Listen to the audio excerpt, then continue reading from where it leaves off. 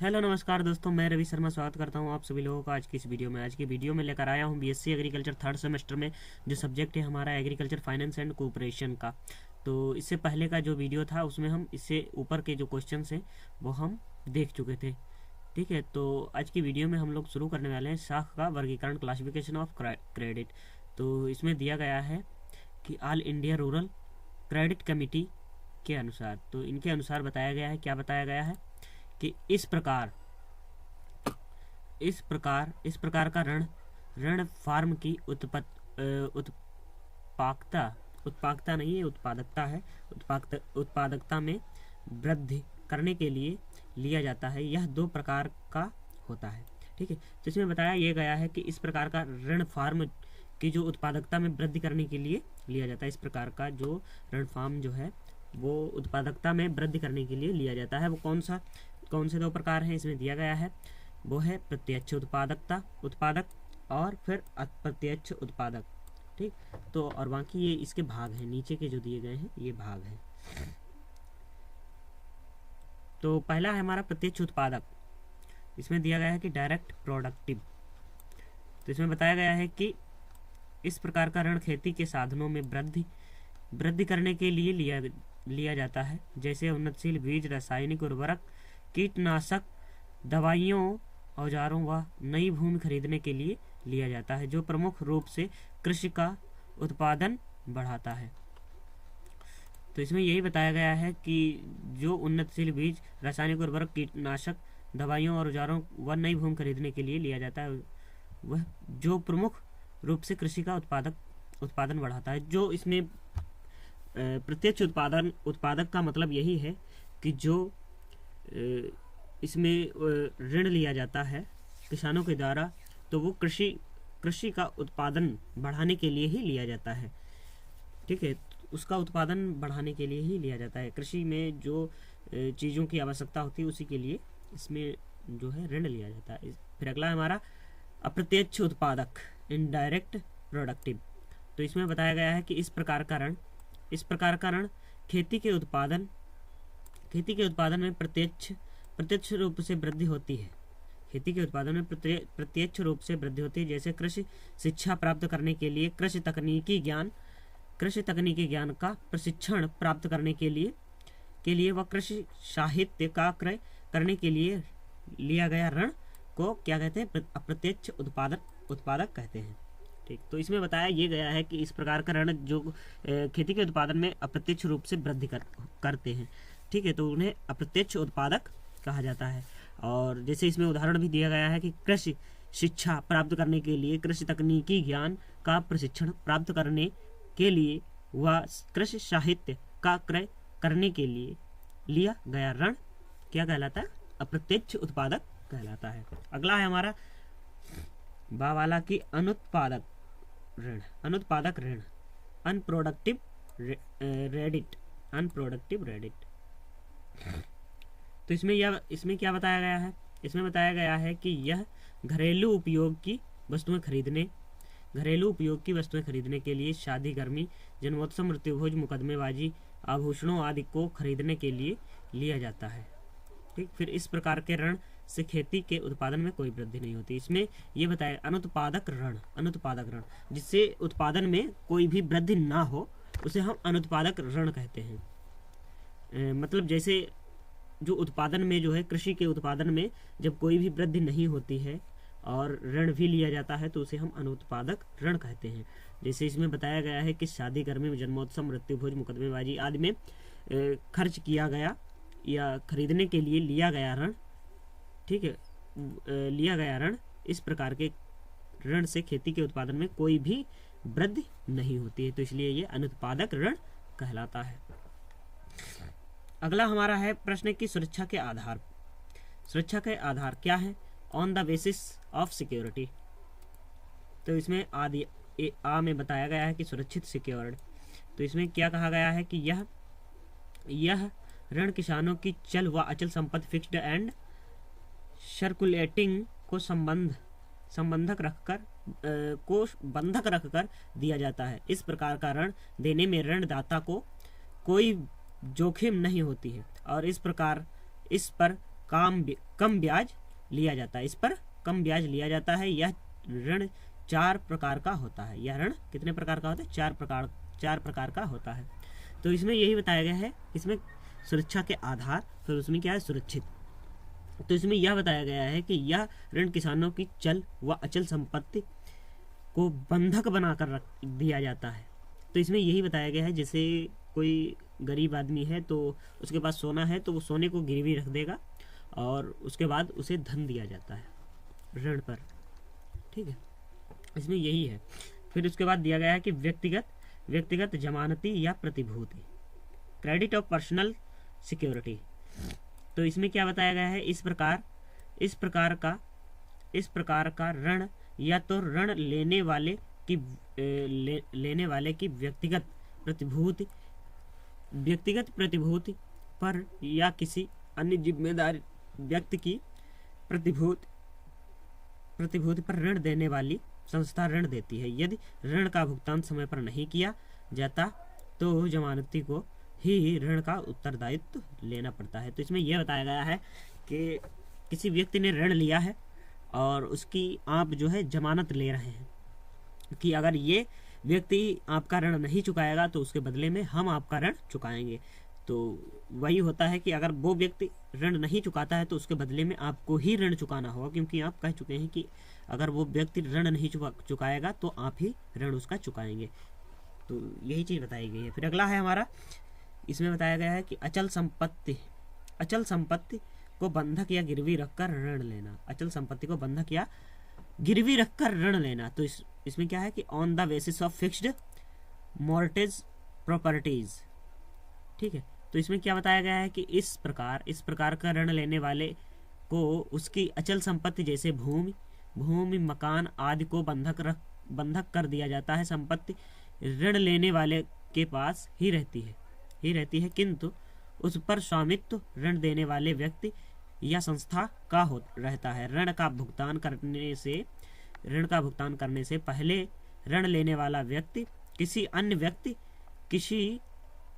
व्यक्ति को बंधक रखी हुई संपत्ति को ना तो बंधक कर सकता है और ना बेच सकता है। तो इसमें यह कहना है कि जैसे किसी ने जो है घर अपना गिरवी रखा है, तो घर गिरवी तो नहीं रख सकता है, लेकिन ये है कि घर के पैसे उसने ले लिए हैं और एक समय दे दिया कि उस समय के बाद अगर हम पैसे आपके नहीं चुका पा रहे हैं तो फिर जो उनका घर है वो ले लेंगे, जिन्होंने पैसे दिए हैं वो घर उनका हो जाएगा। ठीक, तो यही चीज़ इसमें बताया गया है कि उसको जो है गिरवी रख दिया जाता है और फिर उसके बाद जो है अगर वो पैसे चुका देते हैं तब तो उनका घर उन्हीं का घर रहेगा। अगर वो ऐसा नहीं करते, पैसे नहीं चुका पाते हैं, तो उनका घर जो है उनका घर नहीं रह जाएगा। वो जिस व्यक्ति ने पैसे उसके बदले में जितने पैसे भी दिए हों वो उसी का हो जाएगा, चाहे वो कम पैसों का हो या फिर ज़्यादा पैसों का हो उसी का जाएगा। ठीक, फिर उसके बाद बताया गया है, इसमें बताया गया चल संपत्ति को बंधक रखकर ऋण लेना, चल मॉर्गेज और सर्कुलेशन कैपिटल। तो इसमें क्या है कि इस प्रकार का ऋण लेने वाले व्यक्ति की चल संपत्ति जैसे पशु, मशीनें, औजार, आभूषण इत्यादि को बंधक रखकर दिया जाता है। तो इसमें भी वही बताया गया है कि जैसे किसी भी अपनी चीज़ को, जैसे आभूषण हो गए या औजार हो गए या मशीन हो गए या पशु हो गए, तो उसको बंधक बनाकर रख दिया, या मतलब वही हो गया, मेन चीज़ वही है, लेकिन उसको अलग अलग चीज़ों में मतलब तोड़ दिया है। ठीक है, अलग अलग कर दिया है, लेकिन चीज़ वो एक ही है। सब में वो जो नियम है वो एक ही लगता है, सिर्फ संख्याएं चेंज है, बाकी नियम एक ही लगेगा। वही है सिस्टम इसमें। तो इसके बाद दिया गया है कि समर्थक ऋणधार। तो इसमें क्या है, कोलेटरल सिक्योरिटी। तो इसमें क्या बताया गया है कि यह ऋण लेने वाले के नाम के शेयर प्रमाण पत्र, बॉन्ड्स, बीमा पॉलिसी। तो इसमें क्या है कि यह ऋण लेने वाले के नाम के शेयर प्रमाण पत्र, बॉन्ड्स, बीमा पॉलिसी। तो समर्थक ऋणधार, तो इसमें यही बताया गया है कि ऋण जो ये लेगा उस पर जो है शेयर प्रमाण पत्र जो उसका जो कार्य है उसका प्रमाण पत्र और बॉन्ड्स, बीमा पॉलिसी वगैरह हो। उसके बाद बताया गया है कि ऋणदाता के अनुसार on the basis of creditors. तो इसमें क्या है, ऋणदाताओं के आधार पर यदि आदि की जमा रसीदों को बंधक रखकर दिया जाता है। ठीक है, तो इसमें क्या बताया गया है कि ऋणदाताओं के आधार पर आदि की जमा रसीदों को बंधक रखकर दिया जाता है। तो जैसे जो रसीदें हैं इनकी, ठीक है, तो उनको बंधक बनाकर रख दिया जाता है। और फिर उसके बाद है ऋण दो प्रकार का होता है। कौन कौन से दो प्रकार का होता है? एक तो संस्थागत ऋण, दूसरा गैर संस्थागत ऋण। तो देख लेते हैं। संस्थागत ऋण मतलब इंस्टीट्यूशनल क्रेडिट क्या होता है। तो इसमें दिया गया है कि ये ऋण संस्थाओं द्वारा दिए जाते हैं, जैसे सरकार, सहकारी समितियां, वाणिज्य बैंक व निगम इत्यादि। तो इसमें यही बताया गया है कि ऋण संस्थाओं द्वारा दिया जाता है ये ऋण। और जैसे सरकार, सहकारी समितियां, वाणिज्य बैंक व निगम इत्यादि के द्वारा ये ऋण दिया जाता है। तो फिर अगला है हमारा गैर संस्थागत। ठीक, तो इसमें बताया गया है गैर संस्थागत नॉन इंस्टीट्यूशनल क्रेडिट। ठीक, नॉन इंस्टीट्यूशनल क्रेडिट। तो इसमें क्या है कि यह ऋण व्यक्ति विशेष द्वारा दिया जाता है, जैसे साहूकार, व्यापारी, आढ़तियां संबंधी इत्यादि। जैसे, तो इसमें यह बताया गया है जैसे जो बड़ा आदमी है वो ऋण दे रहा है, जिसके पास काम है या मतलब जिसके पास रोजगार है, बढ़िया सा आराम से अपना पैसा कमा रहा है, तो वो लोग जो है लोन दे रहे हैं। तो वही चीज़ है इसमें क्या बताया गया है, जैसे साहूकार के भी पास पैसे होते हैं, और व्यापारी के पास भी पैसे होते हैं, और आढ़तियों के पास भी पैसे होते हैं। और इत्यादि के लिए इन्होंने मतलब और इनसे अलग जो बाकी के लोग होते हैं उनके लिए है। फिर चौथा बताया गया है कि समय के अनुसार on the basis of time. इस प्रकार का वर्गीकरण ही मुख्य है, और अन्य प्रकार के वर्गीकरण में भी इस प्रकार के अंतर्गत आते हैं। यह 3 प्रकार का होता है। कौन कौन से 3 प्रकार का होता है? एक तो अल्पकालीन ऋण, शॉर्ट टाइम क्रेडिट। तो इसमें क्या बताया गया है, इस प्रकार का ऋण कुछ महीनों के लिए लिया जाता है, जिसका प्रयोग खाद, बीज तथा अन्य घरेलू सामान खरीदने के लिए लिया जाता है, और फसल काटने के बाद तुरंत चुका दिया जाता है। यह ऋण 10 महीने से अधिक अवधि का नहीं होता है। तो इसमें यही है कि आप अल्पकालीन ऋण, अल्पकालीन से आप समझ सकते हैं, अल्प मतलब शॉर्ट मतलब छोटा, और कालीन दिन ऋण क्रेडिट। ठीक, तो इससे आप समझ सकते हैं शॉर्ट टर्म क्रेडिट, अल्पकालीन ऋण, जिसे कम समय में ऋण को लौटा देना ही अल्पकालीन ऋण कहते हैं। फिर मध्यकालीन ऋण कितने दिनों का होता है? ये 15 महीनों से अधिक व 5 वर्ष या इससे कम की होती है। तो इसमें दिया क्या गया है, इस प्रकार का ऋण औजार, पशु तथा मशीनें खरीदने के लिए लिया जाता है। इसकी अवधि 15 महीने से अधिक, 5 वर्ष या इससे कम की होती है। तो इसमें कहने का मतलब ये है कि मध्यकालीन जो ऋण होता है वो 1 साल से 5 साल तक होता है, और जो अल्पकालीन ऋण होता है वह 1 महीने से 10 महीने तक होता है। और फिर उसके बाद दिया गया है कि दीर्घकालीन मतलब लंबे समय के लिए, ठीक, लंबे समय के लिए जो ऋण लिया जाता है उसे दीर्घकालीन ऋण कहते हैं। इसमें बताया गया है कि इस प्रकार का ऋण कृषक द्वारा भूमि खरीदने, पंपिंग सेट, ट्यूबवेल बनाने, पशुओं के लिए मकान बनवाने, गोदाम बनवाने या अन्य किसी प्रकार का मकान बनवाने, ट्रैक्टर खरीदने तथा पुराने ऋणों को चुकाने के लिए लिया जाता है। यह ऋण 15 से 20 वर्ष की अवधि तक चलता है। ठीक, तो इसमें वही है, देखो 15 से 20 तक। वो पहला क्या था हमारा अल्पकालीन ऋण, तो अल्पकालीन ऋण कितने से था? 1 से 10 महीने तक का था। फिर कितना था? ये मध्यकालीन ऋण कितने दिन का था? ये मध्यकालीन जो ऋण था वह था 1 साल से 5 साल तक का था। और फिर दीर्घकालीन जो है वो कब से कब तक था? ये 15 साल से 20 साल तक था। और ऋण के आधार पर वर्गीकरण, ऋण के आधार पर जो है वर्गीकरण किया गया है। क्या किया गया है? ऋण लेने वाले किसानों के अनुसार ऋण को निम्न प्रकार के निम्न प्रकारों में वर्गीकरण किया गया है। तो कौन से प्रकारों में? पहला है खाद्यान्न उत्पादन करने वाले कृषक, फिर पशुपालन करने वाले कृषक, और फिर विशेष रूप से दूध उत्पादन करने वाले कृषक, फिर फल सब्जी उत्पादन करने वाले कृषक, कूट पालन करने वाले कृषक, कुटीर उद्योग वाले कृषक, फिर उसके बाद कृषि संबंधी दूसरे व्यवसाय करने वाले कृषक। उसके बाद बताया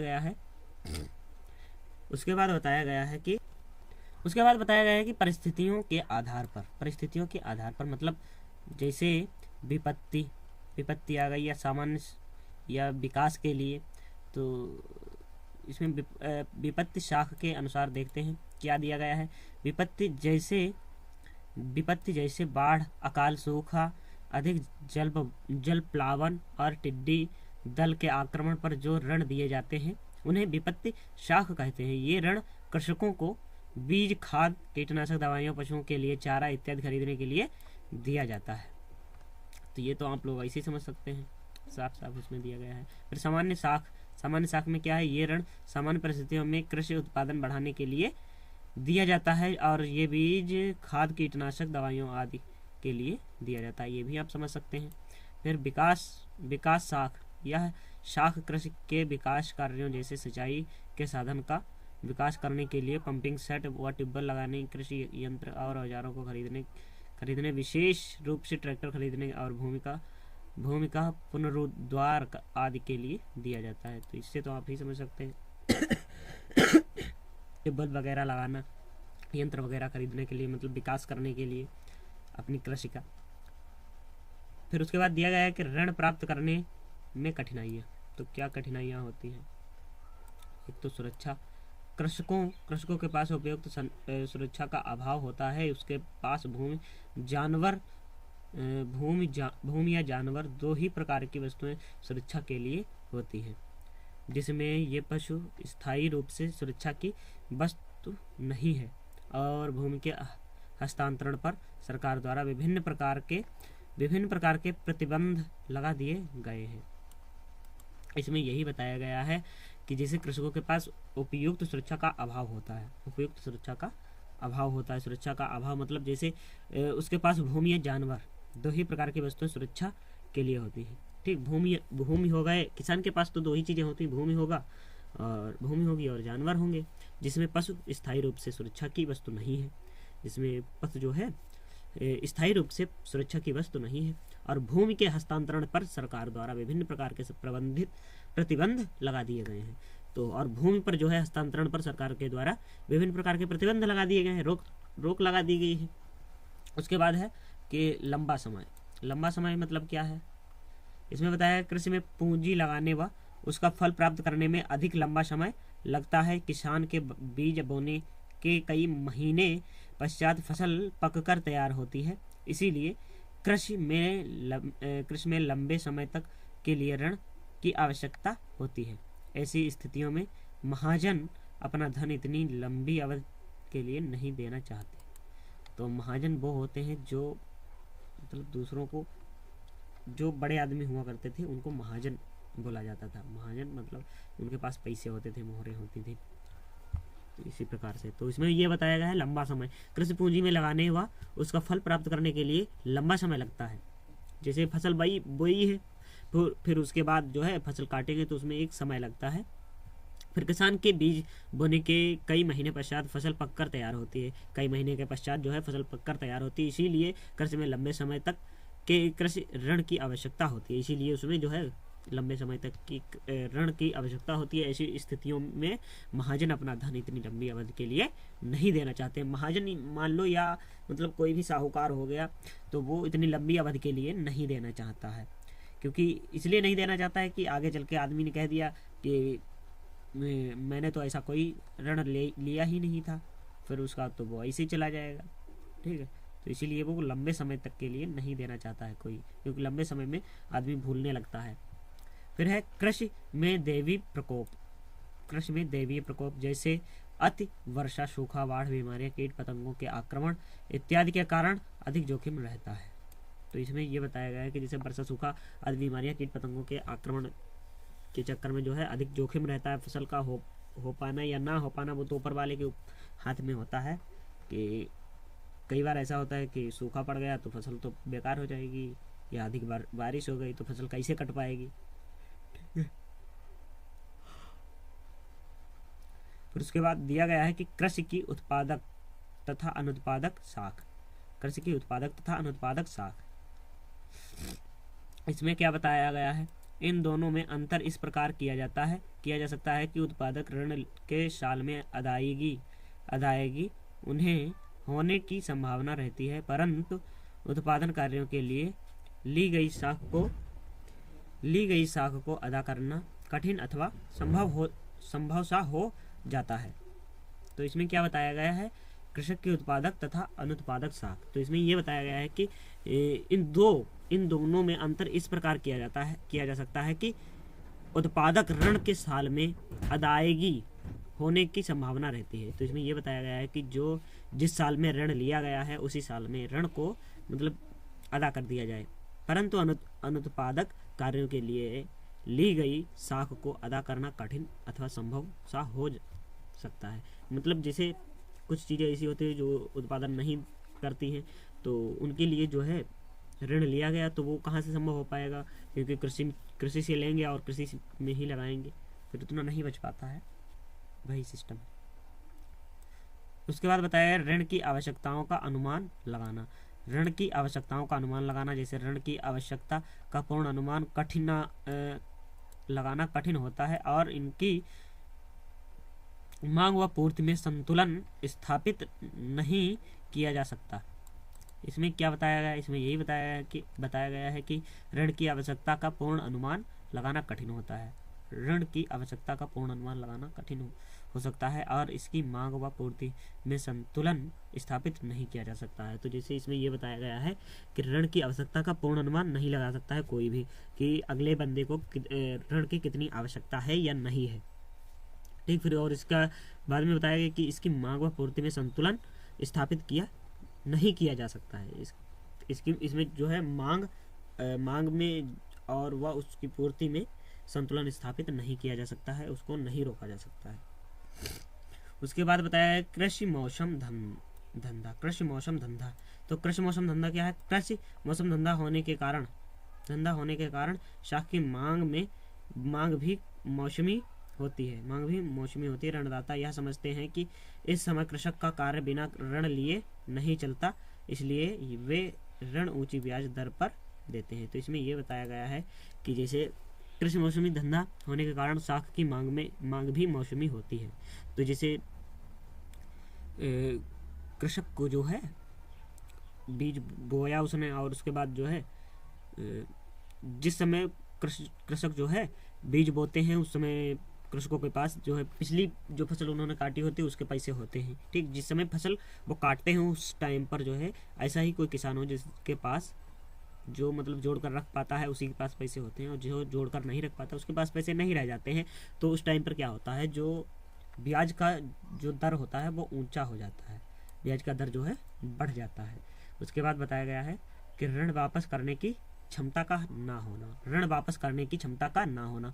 किसानों की आमदनी बहुत कम होती है, ये गरीबी की रेखा से नीचे ही अपना जीवन व्यतीत करते हैं। फिर आमदनी कठिनता से ही पेट भरते हैं, बचत का तो प्रश्न ही नहीं उठता है। इसमें यह बताया गया है कि जैसे एक तो किसानों की आमदनी ही बहुत कम होती है, उसके बाद वो जो है गरीबी में ही अपना जीवन फिर व्यतीत करते हैं, और आमदनी तो जो है कठिनता से ही, पहली बात तो आमदनी हो ही नहीं पाती है, उसके बाद तो जो है कठिनता से ही वो अपने पेट भर पाते हैं, ठीक। उतना ही उपज कर पाते हैं वो जितने कि वो अपना पेट पाल सके, अपने बच्चों को पाल सके ऐसे, ठीक। तो आमदनी तो उनको होती ही नहीं है, ऋण वापस करने की क्षमता तो उनमें रह ही नहीं जाती है, क्योंकि उतना हो ही नहीं पाता है, उतना महंगा, पहली बात तो उनका जो है फसल ही उतनी महंगी नहीं बिक पाती है, जिस वजह से वो नहीं कर पाते हैं। फिर उसके बाद है सरकार की अपेक्षा। सरकार की अपेक्षा क्या है कि सरकार भी इन लोगों की उपेक्षा करती है। सरकार भी इन लोगों की उपेक्षा करती है कि और उनको ऋण दिलाने में सहायता नहीं करती है, और उनको ऋण दिलाने में सहायता नहीं करती है। तो सरकार भी ऐसे लोगों की जो है सहायता नहीं करती है, सरकार भी जो है उनकी उपेक्षा करती है। फिर अगला है कि सामाजिक प्रतिष्ठा का कम होना। सामाजिक प्रतिष्ठा का कम होना, ये मतलब क्या है? सामाजिक प्रतिष्ठा कम होने के कारण बैंक के मैनेजर व दूसरे कर्मचारी इनको ऋण नहीं देते हैं। बैंक का मैनेजर व दूसरे कर्मचारी जो होते हैं वो उनको ऋण नहीं देते। फिर उसके बाद जनप्रतिनिधि जैसे विधायक व दूसरे सामाजिक कर्मचारी भी इनकी कठिनाइयाँ नहीं सुनते व ऋण दिलाने में सहायता नहीं करते। तो जैसे इसमें बताया गया है कि विधायक हो गए या दूसरे सामाजिक कर्मचारी जो होते हैं, गांव के हो गए या उससे गांव से ऊपर के जो भी हो गए कर्मचारी, तो वो जो है उन किसानों की सहायता नहीं करते हैं। इन सभी कारणों से कृषक को पर्याप्त मात्रा में शाख नहीं मिल पाती है, और यदि मिलती भी है तो अधिक ब्याज दर पर मिलती है। तो कहने का मतलब यही है कि इनको जो है ऋण नहीं मिल पाता है, और मिलता है वो भी अधिक ब्याज दर पर मिलता है। तो इसी चीज़ को बताया गया था। आज का वीडियो आप लोगों को कैसा लगा है कमेंट बॉक्स में ज़रूर बताइए, और जो इससे पहले की वीडियो आप लोगों ने नहीं देखी है तो वो भी देख लेना जा करके। ये जो है कृषि ऋण का महत्व, इम्पोर्टेंस ऑफ एग्रीकल्चर क्रेडिट, तो इसको जो है हम कल की वीडियो में लेकर आएंगे, अगली वीडियो में लेकर आएंगे। तब तक के लिए अगर चैनल पर नए हो तो सब्सक्राइब कर लेना, साथ में बेल आइकन को भी दबा लेना, जिससे मैं जो वीडियो डालूं उसकी नोटिफिकेशन आपके पास सबसे पहले पहुंचे। हाँ, आप लोगों को ये वीडियो कैसा लगा कमेंट बॉक्स में ज़रूर बताइए। तब तक के लिए जय हिंद, जय भारत।